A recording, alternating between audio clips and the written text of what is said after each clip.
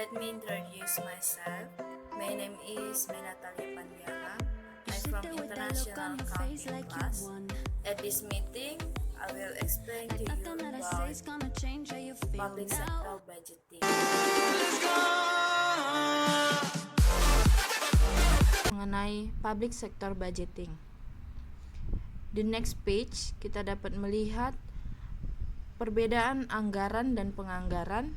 Anggaran merupakan pernyataan mengenai estimasi kinerja atau perkiraan kinerja yang hendak dicapai selama periode waktu tertentu yang dinyatakan dalam ukuran finansial. Sedangkan penganggaran merupakan proses untuk mempersiapkan suatu anggaran. Penganggaran sektor publik merupakan instrumen akuntabilitas atas pengelolaan dana publik dan pelaksanaan program-program yang dibiayai dengan uang publik. Instrumen akuntabilitas atau instrumen dalam anggaran ini sendiri yaitu yang pertama pendapatan, yang kedua belanja, dan yang ketiga aktivitas. Anggaran publik berisi rencana kegiatan yang direpresentasikan dalam bentuk rencana perolehan pendapatan dan belanja dalam persatuan moneter. Anggaran publik berisi tentang biaya atas rencana-rencana yang dibuat dan berapa banyak biaya dan cara memperoleh uang untuk mendanai biaya tersebut. From the page 4, kita dapat melihat bahwa fungsi anggaran ini ada 8. Fungsi anggaran yang pertama yaitu alat perencanaan atau planning tool. Penjelasannya yaitu sebagai alat pengendalian anggaran dibuat untuk merencanakan tindakan apa yang akan dilakukan oleh pemerintah berupa biaya yang dibutuhkan dan berapa hasil yang diperoleh dari belanja pemerintah tersebut. Fungsi anggaran yang kedua yaitu sebagai alat pengendalian atau control tool. Sebagai alat pengendalian, anggaran memberikan rencana detail atas pendapatan dan pengeluaran pemerintah agar pembelanjaan dapat dipertanggungjawabkan kepada publik. Yang ketiga, alat kebijakan fiskal atau fiscal tool. Anggaran sebagai alat kebijakan fiskal digunakan untuk menstabilkan dan mendorong pertumbuhan ekonomi.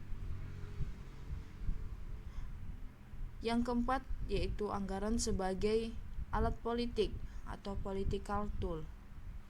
Pada sektor publik, anggaran merupakan dokumen politik sebagai bentuk komitmen eksekutif dan kesepakatan legislatif atas penggunaan dana publik untuk kepentingan tertentu. Oleh karena itu, pembuatan anggaran publik membutuhkan political skill dan pemahaman tentang prinsip manajemen keuangan publik oleh para manajer publik. Fungsi anggaran yang selanjutnya yaitu sebagai alat koordinasi dan komunikasi atau coordination and communication tool. Anggaran publik merupakan alat koordinasi antar bagian dalam pemerintahan. Anggaran publik yang disusun dengan baik mampu mendeteksi inkonsistensi suatu unit kerja dan juga berfungsi sebagai alat komunikasi antar unit kerja. Yang selanjutnya yaitu anggaran sebagai alat penilaian kinerja atau performance measurement tool.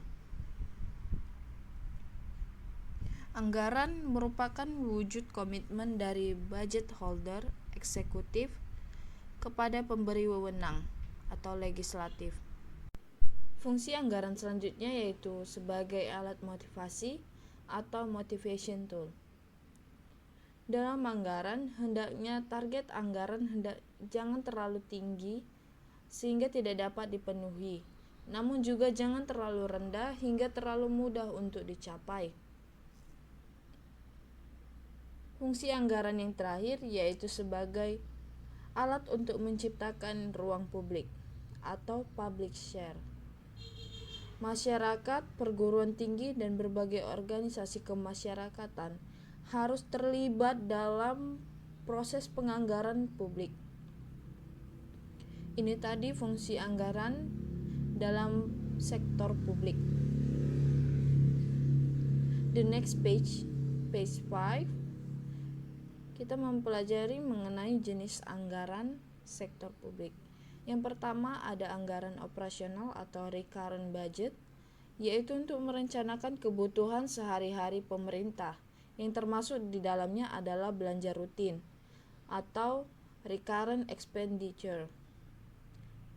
Recurrent expenditure yaitu belanja yang manfaatnya hanya satu periode anggaran dan tidak menambah aset pemerintah. Jenis anggaran yang kedua yaitu anggaran modal atau investasi, capital or investment budget, yaitu berisi rencana jangka panjang dan pembelanjaan aktiva tetap seperti gedung, peralatan, kendaraan, dan lain-lain. Yang termasuk dalam anggaran modal atau investasi yaitu belanja modal. Belanja modal adalah belanja yang manfaatnya melebihi satu periode anggaran dan dapat menambah aset pemerintah selanjutnya. Contohnya ini seperti gedung, peralatan, kendaraan, dan lain-lain.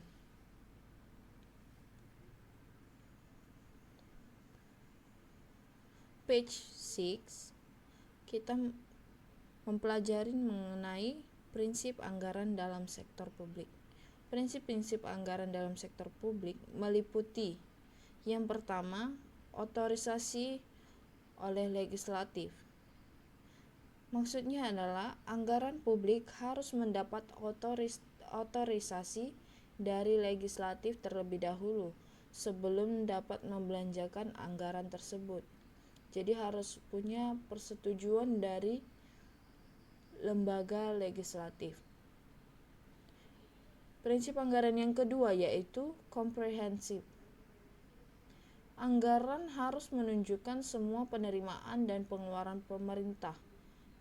Oleh karena itu, adanya non-budgeter pada dasarnya adalah menyalahi prinsip anggaran.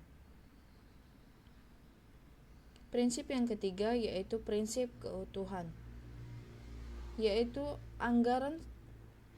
semua anggaran penerimaan dan belanja pemerintah harus terhimpun dalam dana umum atau general fund. Prinsip anggaran yang keempat yaitu non-dictionary operation. Non-dictionary operation adalah jumlah yang disetujui oleh Dewan Legislatif harus termanfaatkan secara ekonomis, efisien, dan efektif. Prinsip anggaran yang kelima yaitu periodik. Periodik maksudnya di sini adalah anggaran merupakan suatu proses yang periodik, dapat bersifat tahunan maupun multitahunan. Selanjutnya yaitu akurat estimasi.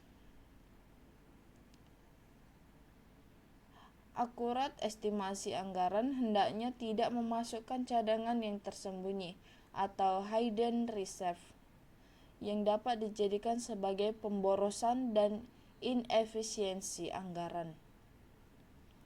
Yang ketujuh yaitu jelas. Anggaran hendaknya sederhana, dapat dipahami, dan tidak membingungkan masyarakat atau publik. Yang terakhir yaitu diketahui publik. Anggaran harus diinformasikan kepada masyarakat luas mengenai apa yang termasuk dalam anggaran tersebut atau harus transparan.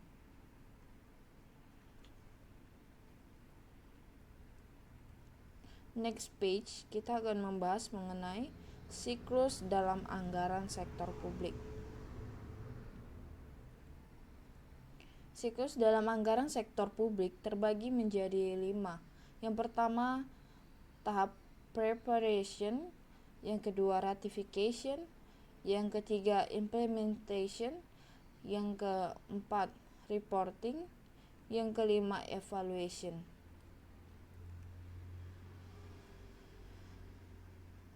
Yang pertama yaitu tahap persiapan atau preparation. Pada tahap ini, persiapan anggaran dilakukan taksiran pengeluaran atas dasar taksiran pendapatan yang tersedia. Yang perlu diperhatikan adalah sebelum menyetujui taksiran pengeluaran, terlebih dahulu harus dilakukan penaksiran pendapatan secara lebih akurat. Tahap selanjutnya yaitu tahap ratifikasi anggaran. Pada tahap ini merupakan tahap yang melibatkan proses politik yang cukup rumit dan cukup berat. Pimpinan eksekutif dituntut tidak hanya memiliki managerial skill, namun juga harus mempunyai political skill.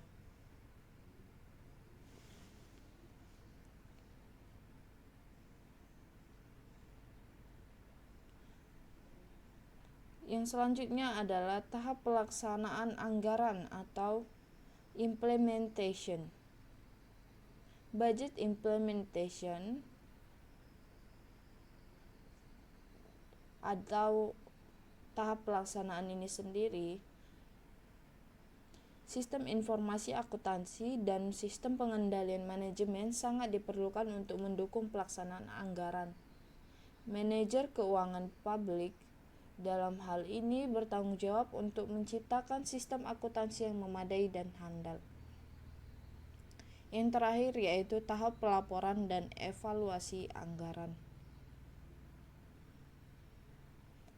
Pada tahap terakhir dari siklus anggaran adalah pelaporan dan evaluasi anggaran. Tahap persiapan, ratifikasi, dan implementasi anggaran terkait dengan aspek operasional anggaran, sedangkan tahap pelaporan dan evaluasi terkait dengan akuntabilitas. Jika tahap implementasi telah didukung dengan sistem akuntansi dan sistem pengendalian manajemen yang baik, maka diharapkan tahap budget reporting dan evaluation tidak akan menemui banyak masalah.